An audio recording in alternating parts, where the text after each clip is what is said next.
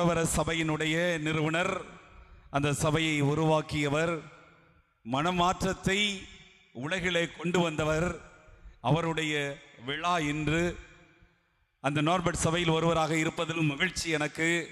ஆக அந்த ஒரு பெருமையோடு பெருமிதத்தோடு காலரெல்லாம் தூக்கி விட்டுக்கணும் சொல்லுவோம்ல, அப்படி தூக்கி விட்டுட்டு உங்கள் எல்லாருக்கும் எமது நார்பர்ட் துறவற சபை நிறுவிய புனித நார்பர்ட்டினுடைய விழா வாழ்த்துக்களை அன்போடு தெரிவித்துக் கொள்கிறேன்.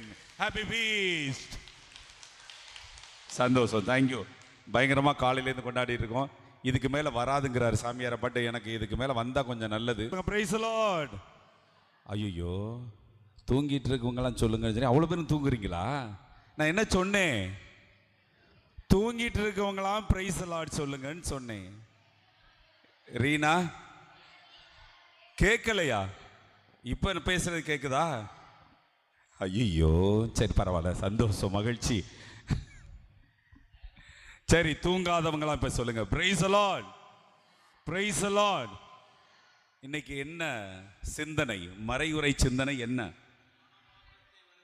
மனமாற்றத்தை வலியுறுத்தும் அந்தோணியார். மனமாற்றத்தை வலியுறுத்தும் அந்தோணியார். சரிங்களா? நல்லா சிந்திக்கலாம், நிறைய சிந்திக்கலாம். வாசிக்கப்பட்ட முதல் வாசகம் பவுலடிகளாருடைய மனமாற்றம். பவுலடிகளாருடைய மனமாற்றம். வாசிக்கப்பட்ட நற்செய்தி சக்கேயுனுடைய ஒரு மனமாற்றம். சக்கேயுடைய ஒரு மனமாற்றம். இப்படி எத்தனையோ மனமாற்றத்தை நாம் பேசிக்கொண்டே போகலாம்.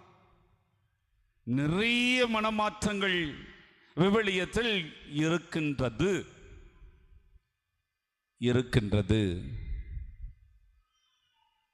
பேதுரு என்ன வேலை பண்ணிக்கிட்டு இருந்தாரு? பேதுரு என்ன வேலை பண்ணிட்டு இருந்தாரு? மீன் பிடித்து கொண்டு இருந்தார். என்ன பிடித்து கொண்டு இருந்தார்? மீன் பிடித்து கொண்டு இருந்தார். அப்படி மீன் பிடித்து கொண்டிருக்கின்ற பேதுருவை இயேசு சந்திக்கும் பொழுது, உன்னை மனிதரை பிடிப்பவர் ஆக்குவேன் வான் சொன்னோன்னு வாழ்க்கையில் ஏற்பட்டது என்ன? மாற்றம். வாழ்க்கையில் ஏற்பட்டது என்ன? மாற்றம். அந்த மாற்றம் எந்த அளவுக்கு இருந்தது? அந்த மாற்றம் எந்த அளவுக்கு இருந்தது? அவரை சிலுவையில் அறையணும் போனாங்களாம். நான் நிறைய சொல்லலாம் விரும்பல, சின்ன சின்னதாக சொல்ல விரும்புகிறேன், பிட்டு பிட்டாக தான் சொல்ல விரும்புகிறேன். அவரை சிலுவையில் அறையணும் அப்படின்னு சொல்லும்போது, நான் விசுவசிக்கும் ஆண்டவர் இயேசுவை அந்த சிலுவையில் அறைந்தார்கள். அந்த இயேசுவை போல அவருக்கு இணையாக சிலுவையில் அறையப்படுவதற்கு தகுதியற்றவன். அதனால என்னை சிலுவையில தலைகீழ அறைங்கடா. எப்படி? என்னை சிலுவையில தலைகீழ அறைங்க. இயேசுவை சிலுவையில் அறைந்தது போல நேரா அறைந்துட்டீங்க அப்படின்னா அவரும் நானும் ஒன்று ஆயிடும்டா. வேணாம், என்னை தலைகீழ அறைங்க அப்படின்னு சொல்லி தன் உயிரை கொடுத்தவர். எத்தகைய ஒரு மாற்றத்தை ஏற்படுத்தி இருக்கிறது, ஒரு தாக்கத்தை ஏற்படுத்தி இருக்கிறதுன்னா அதுதான் உண்மை.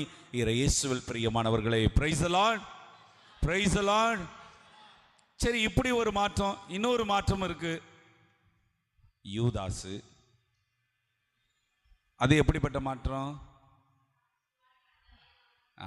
நல்லவனை தான் தெரிஞ்சார். எல்லாம் பார்க்குறக்கு அப்படி தான் நம்மள இருக்கிற நல்ல. அப்படி அவனா அப்படி நல்ல முறைன்னு நினைச்சேனே, அவனா அப்படி பண்ணிவிட்டான், அவளா அப்படி பண்ணிவிட்டா, அப்பெல்லாம் யோசிப்பான். அந்த மாதிரி இந்த 12 பேர்ல யூதாசும் ஒருத்தர் இருந்தான். அவனிலும் ஒரு மாற்றம் ஏற்பட்டது. 12 பேரோடு ஒருவராக இருந்த யூதாசும் மனமாற்றம் பெற்று காட்டி கொடுக்கிறான், முத்தமிட்டு காட்டி கொடுக்கிறான். அந்த மாற்றம் நாமெல்லாம் எப்படி நினைக்கிறோம்? அந்த மாற்றத்தை, ஐயோ பாவி இப்படி பண்ணிவிட்டானே, அதனால தான் அவன் என்னமோ நாண்டுகிட்டு சேர்த்தான் அப்படின்னு சொல்லி பேசுறோம் இல்லையா? உண்மையா இல்லையா? அது நேர்மறையா இல்லை எதிர்மறையான மாற்றமா? எதிர்மறையான மாற்றம் நம் கண்களுக்கு. ஆனால் இயேசுவில் அருமையான சகோதர சகோதரிகளை, அதையும் நான் ஒரு நேர்மறையாகவே பார்க்கிறேன். ஏனென்றால் யூதாஸ் காட்டி கொடுக்கவில்லை என்றால் இறைவனின் திட்டம் நிறைவேறி இருக்காது. இயேசு ஆண்டவர் உனக்காக எனக்காக சிலுவை சுமந்திருக்க மாட்டார். அந்த சிலுவையிலும் மறையப்பட்டு இருக்க மாட்டார். அந்த சிலுவையிலே உனக்காக எனக்காக உயிர் கொடுத்திருக்க மாட்டார். நாமும் மீட்பு பெற்றிருக்க முடியாது. கிறிஸ்தவம் என்பது இருக்கும்னா இல்லை, இல்லாமலே போயிருக்கும். அதற்கு ஒரு காரணியாக இருந்ததும் யூதாஸ். மாற்றம், மனமாற்றம், கன்ஸ்ட்ரக்டிவ் சேஞ்ச் அப்படிம்பாங்க ஒன்று ஆங்கிலத்தில், இன்னொன்று டிஸ்ட்ரக்டிவ் சேஞ்ச் அப்படிம்பாங்க. இந்த இரண்டு வார்த்தைகள் மிக அருமையான வார்த்தைகள். ஒரு மாற்றம் புதிதாக ஒன்றை உருவாக்குகிறது, அதனால் ஒரு புது வாழ்வு கிடைக்கிறது, புதுமை உருவாகிறது, புத்துணர்வு உருவாகிறது, எழுச்சி உருவாகிறது, வளர்ச்சி உருவாகிறது, முன்னேற்றம் உருவாகிறது. ஆனால் ஒரு மாற்றம் அழிவுக்கு செல்லுகிறது. நல்ல பிள்ளையாத்தான் இருந்தான், இன்னைக்கு மாப்பிள அடா அடா இப்படி தரான். அது ஒரு மாற்றம் தான். என்னாச்சு அந்த மாற்றத்தில்? உள்ள போக போக போக மாறிச்சு, முள்ளா மாறிச்சு, எல்லாம் போயிடுச்சு, என்னென்னமோ போயிடுச்சு, என்னென்னமோ வருது. கடைசியில் குடும்பம் தெருவுக்கு வந்துச்சு, அவனும் ரோட்டில் கிடக்கிறான், குடும்பம் அழிஞ்சு போச்சு, அவன் செத்து போயிட்டான், மனைவி அனாதை ஆயிட்டா, பிள்ளைங்க அனாதை ஆயிடுச்சு, கணவனை இழந்தவன் ஆயிட்டு, அம்மா அப்பாவுக்கு பிள்ளை இல்லைன்னு ஆயிடுச்சு. இது டிஸ்ட்ரக்டிவ் சேஞ்ச், அழிவுக்கான மாற்றங்கள் வாழ்க்கையில், வளர்ச்சிக்கான மாற்றங்கள், எழுச்சிக்கான முன்னேற்றத்துக்கான மாற்றங்கள். ஆனால் நம் புனிதர் வாழ்க்கையில மாற்றம் நடந்தது. நம் புனிதர் அந்தோனியாருடைய வாழ்க்கையில மாற்றம் நடந்தது.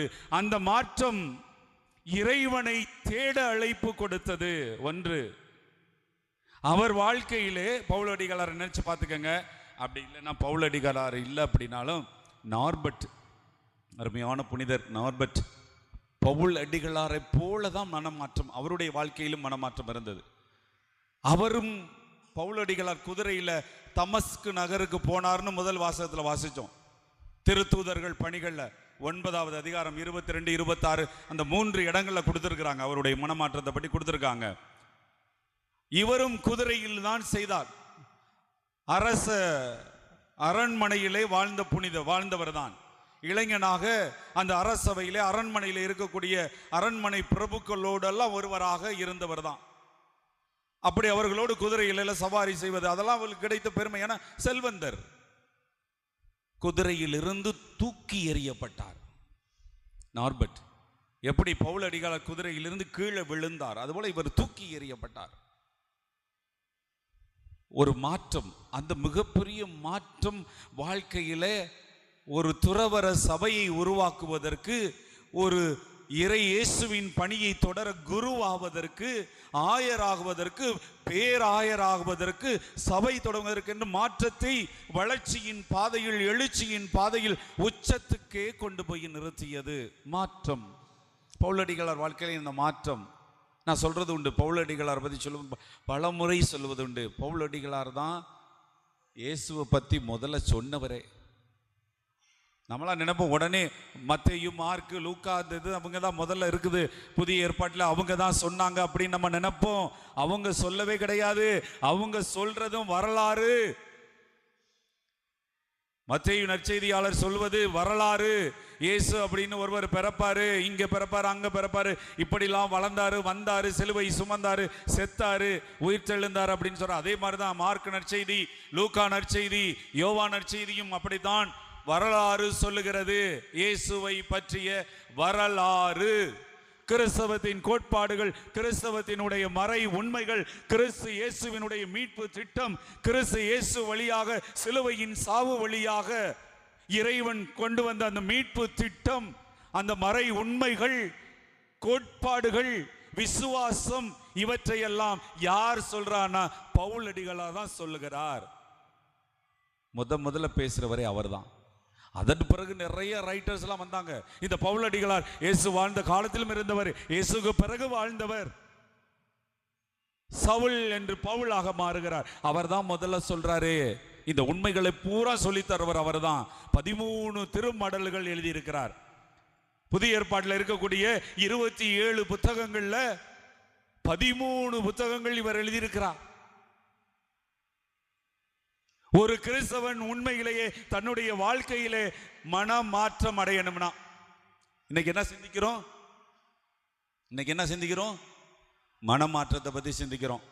மனமாற்றம் பெற்ற புனிதர்கள் 2 பேர். நம்முடைய பாதுகாவலர் அந்தோனியார் இருக்கிறாரு.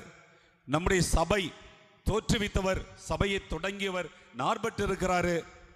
பவுலடிகாரை பற்றி வாசிக்க கேட்டோம், சக்கையை பற்றி வாசிக்க கேட்டோம், பேதுருவை சொன்னேன், யூதாசை பற்றி சொன்னேன். நிறைய நம்ம சொல்லிட்டே போல, நிறைய பேர் இருக்காங்க மாற்றத்துக்கு. நிறைய பேர் பைபிளில் நிறைய கேரக்டர்ஸ் எல்லாவற்றையும் கடந்து இயேசுவில் அருமையான என் சகோதர சகோதரிகளை, இந்த மாற்றம் நம் வாழ்விலே ஒரு தாக்கத்தை ஏற்படுத்துகிறது என்பது உண்மை. ஆக இந்த 13 திருமடல்களை எழுதக்கூடிய மாற்றம் என்பது எத்தகைய ஒரு மிகப்பெரிய மாற்றம்! எழுச்சி, வளர்ச்சி, திருச்சபை வளர்ந்தது. வளர்த்தவர் இவர், மாற்றத்துக்கு வித்திட்டவர். இந்த மாற்றம் நம்முடைய வாழ்விலும் ஏற்படும்னா ஏற்படும். இந்த மாற்றம் நம் வாழ்விலும் ஏற்படும்னா ஏற்படும். ஆனால் அதற்கு தேவை என்ன? அதுதான் முக்கியமான பாயிண்ட். நமக்கு நம் வாழ்விலும் மாற்றம் ஏற்படணும் அப்படின்னா, இந்த மனமாற்றம் நம் புனிதர் வழியிலே நம் வாழ்விலும் ஒரு எழுச்சியை, வளர்ச்சியை, முன்னேற்றத்தை உருவாக்க வேண்டும் என்று சொன்னால் என்னெல்லாம் தேவை?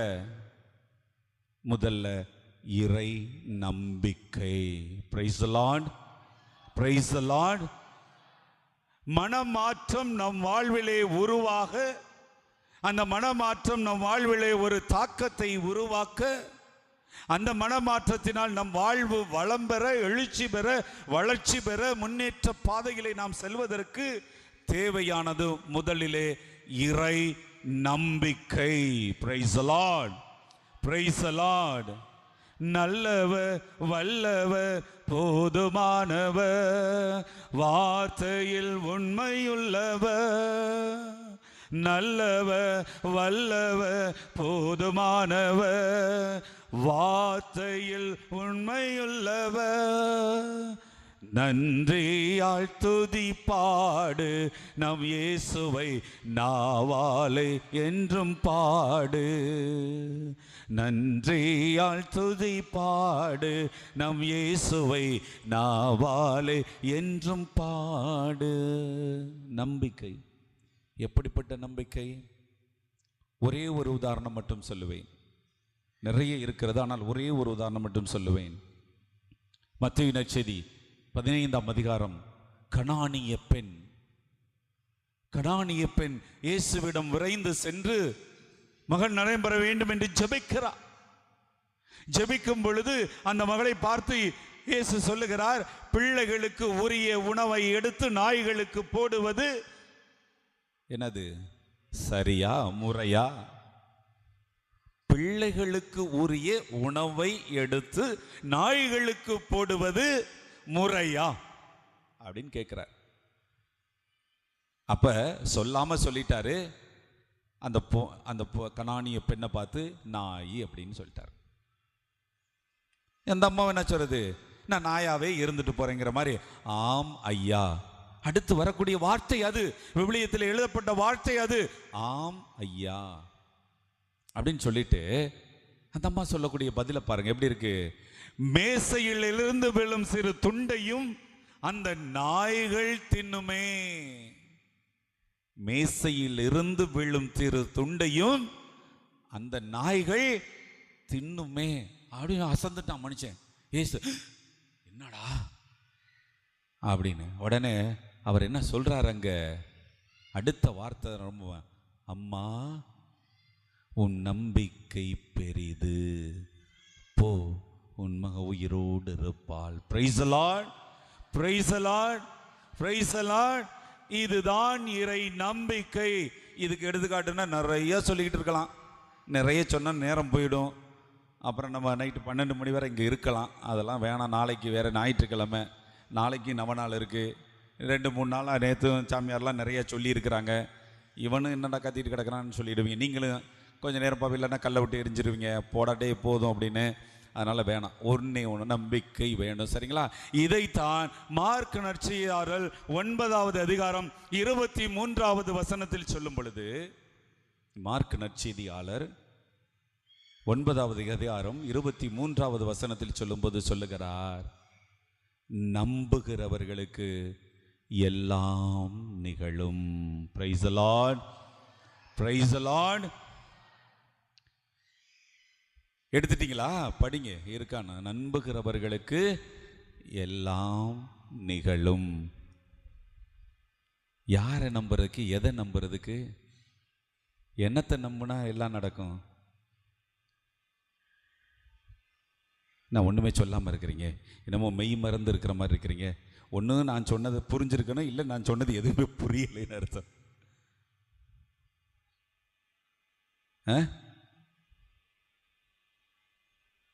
என்ன சகோதரி? இப்படி சொல்லலாம், இறை வார்த்தை என்னென்னமோ சொல்றீங்க.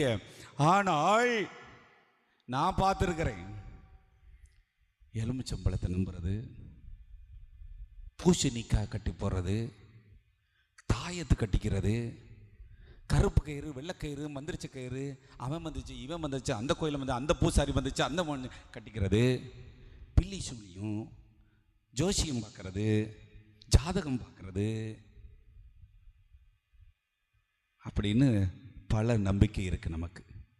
அதனால் அதெல்லாம் நம்புனா நம்ம வாழ்விலே மாற்றம் நடக்குமா? இல்லை என்னத்தை நம்பினா நடக்கும் அப்படிங்கிற? நம்புறவருக்கு எல்லாம் நடக்கும். இயேசுவில் அருமையான என் சகோதர சகோதரிகளே, இயேசுவை நம்பும் நமக்கு நல்லதே நடக்கும். Price the Lord. வேற ஒன்றும் இல்லை, எதையும் இல்லை, இந்த உலகத்தில் இருக்கும் எதையும் இல்லை. உங்க பங்குச்சாமியாரை நம்பாதீங்க. இன்னும் ஒரு வாரத்தில் போயிடுவார். அடுத்த வாரம் ஞாயிற்றுக்கிழமெல்லாம் பாய் பாய் see you அப்படின்னு. இனிமேல் இந்த பக்கம் திரும்பி வருவாரான்னு தெரியல. பங்குச்சாமியார் நம்பிடுறாங்க.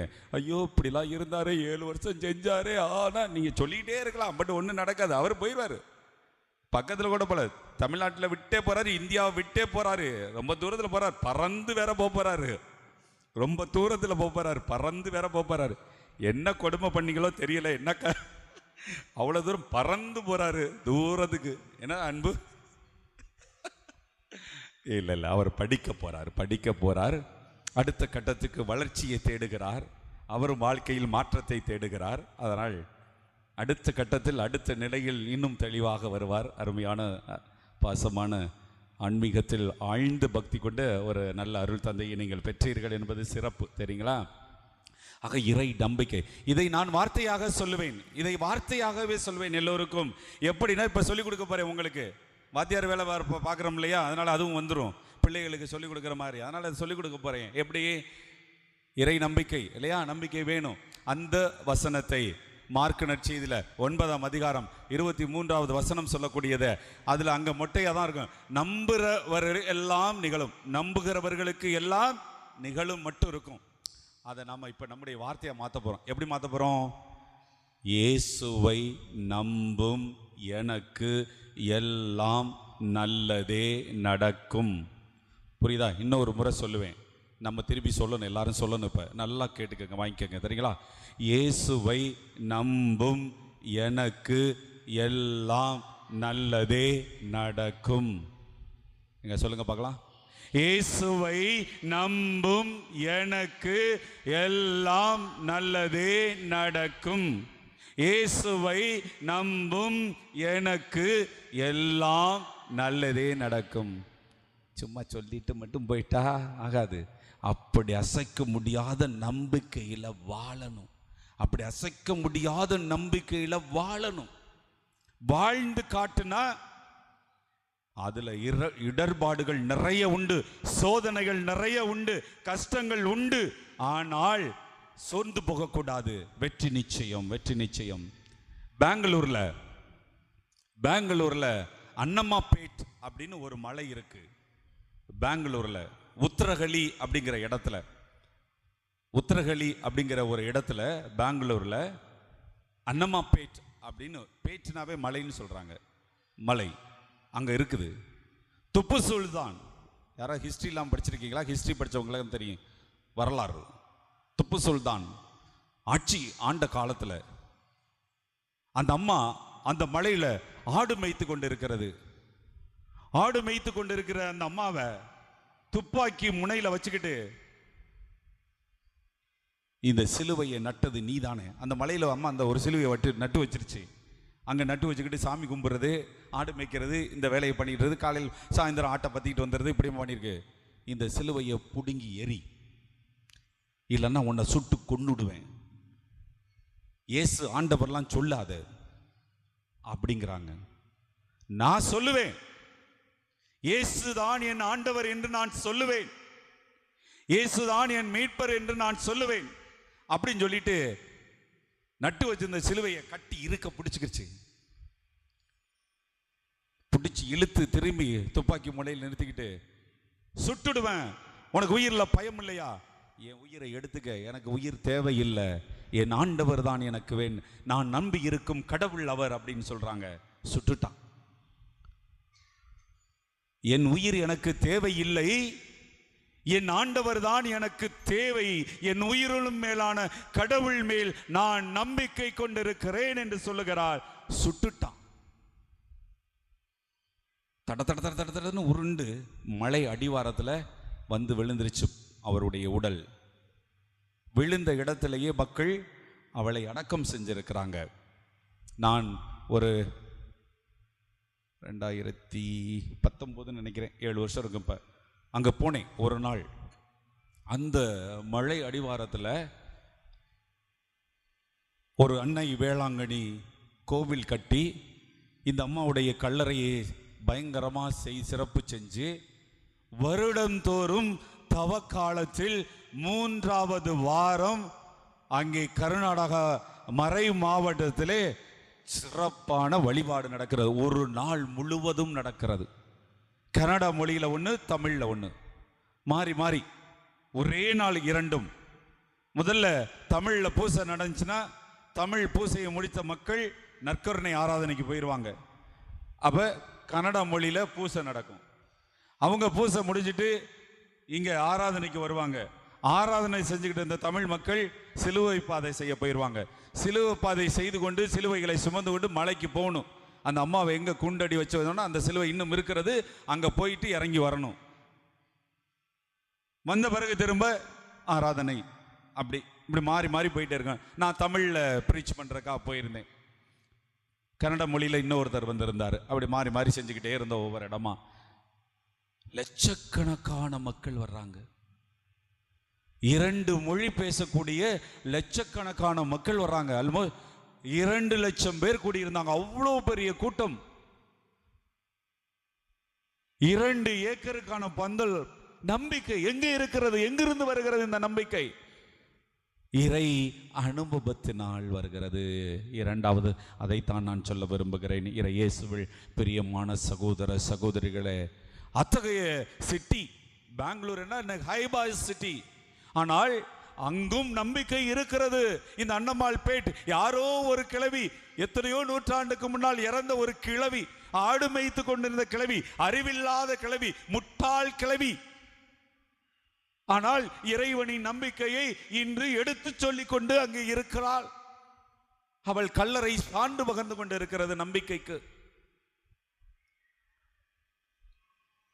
லட்சக்கணக்கான மக்களை அவர் ஈர்த்து கொண்டிருக்கிறார் என்றால் உண்மை.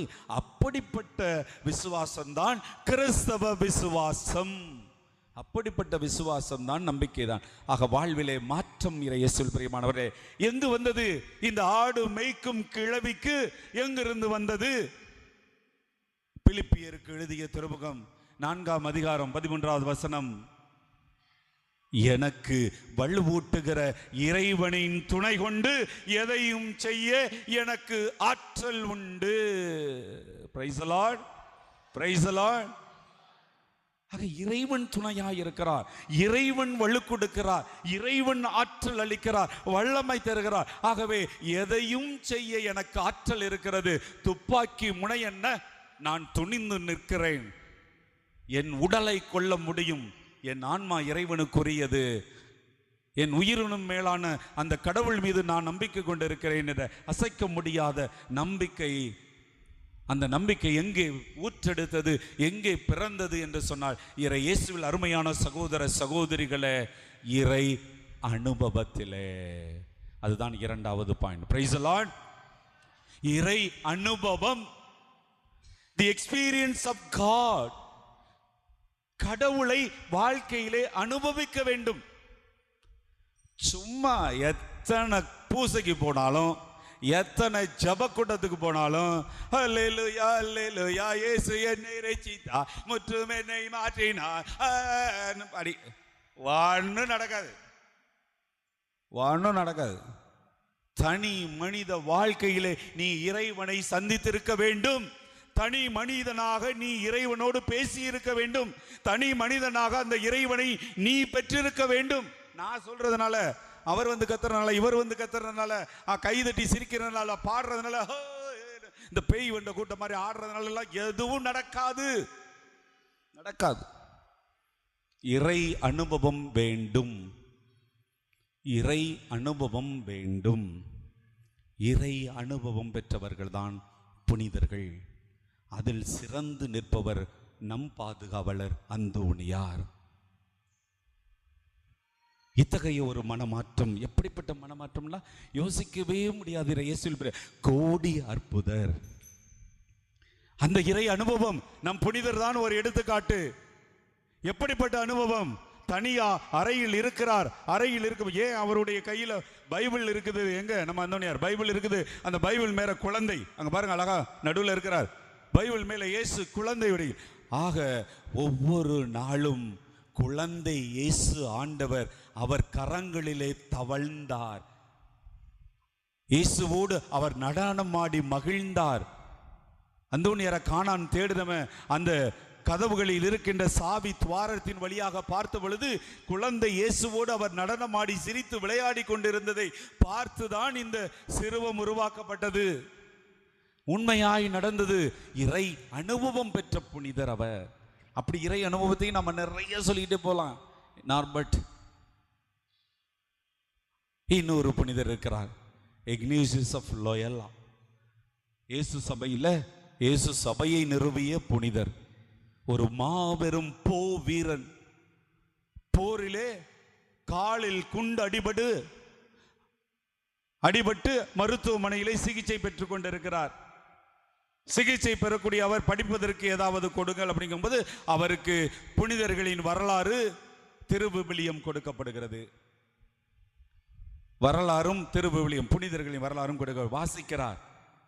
மிகப்பெரிய மனமாற்றத்தை பெறுகிறார், மிகப்பெரிய மாற்றத்தை பெறுகிறார். 40 நாட்கள் உண்ணா நோன்பு இருந்து கடும் தவம் இருந்து அந்த இயேசுவை அனுபவிக்கிறார். Experience God in his life. அவருடைய அந்த ஒரு புத்தகம் நான் படித்திருக்கிறேன். 12வது படித்து முடித்த நிலையில் நான் வாசித்தேன். எனக்கு ஞாபகம் இருக்கிறது. இன்னும் 1994 அவ்வளவு அருமையாக எழுதியிருக்கிறார். இன்று இயேசு சபைன்னு சொல்லணும்னா உங்களுக்கு புனித அருளானந்தர் இங்கே ஓரியூரில் இருக்கக்கூடிய ஃபாதர்ஸ் இயேசு சபையை சார்ந்தவர்கள், திருச்சி சென்ட் ஜோசப்ஸ் இயேசு சபையை சார்ந்தவர்கள், மதுரையில் சென்ட் மேரிஸ், தேவகோட்டையில் டி பிரிட்டோ ஸ்கூலு, சென்னையில் லோயலா அப்படின்னு பெரிய பெரிய கல்வி நிறுவனங்களை கொண்டு இன்று உலகத்தில் மிகப்பெரிய மாற்றத்தை ஏற்படுத்தி கொண்டு இருக்கக்கூடியவர் இயேசு சபையினர். அப்படிப்பட்ட சபையை தோற்றுவித்த மாபெரும் புனிதர். இறை அனுபவம் எங்கிருந்து பெற்றார்? அதுக்கு தான் வர்றேன். முதல் நாம சிந்தித்தது இறை நம்பிக்கை, இரண்டாவது இறை அனுபவம். எங்கிருந்து பெற்றார்? குண்டு அடிபட்டனால பெற்றாரா? இல்ல, இந்த இறை வார்த்தையில் இருந்து பெற்றார். திருவிவிலியத்தை அவர் வாசிக்கும் பொழுது பெற்றார். குண்டு அடிபட்டு மருத்துவமனையிலே சிகிச்சை பெற்றுக் கொண்டு இருக்கக்கூடிய புனிதர் வாசிக்க கேட்ட பொழுது கொடுக்கப்பட்ட புத்தகம், இந்த புத்தகத்தை படித்தார். இறை அனுபவம் பெற்றார். இறை அனுபவத்தால் இன்று உலகால் இறைவனால் ஆட்கொள்ளப்பட்டார். இறைவனால் ஆட்கொள்ளப்பட்ட அவர் இன்று ஒரு மாபெரும் சபையை. விருது வாக்கு என்ன தெரியுமா? விருது வாக்கு என்ன தெரியுமா? எல்லாம் இறைவனின் அதிமிக மகிமைக்காக. Price the Lord, praise the Lord. என்ன செய்தாலும் சரி, நீ என்ன செய்தாலும் சரி, இறைவனின் மகிமைக்காக செய். அவ்வளவுதான். ஒரே குறிக்கோள், இயேசு சபையின் ஒற்றை குறிக்கோள், ஒற்றை குறிக்கோள்.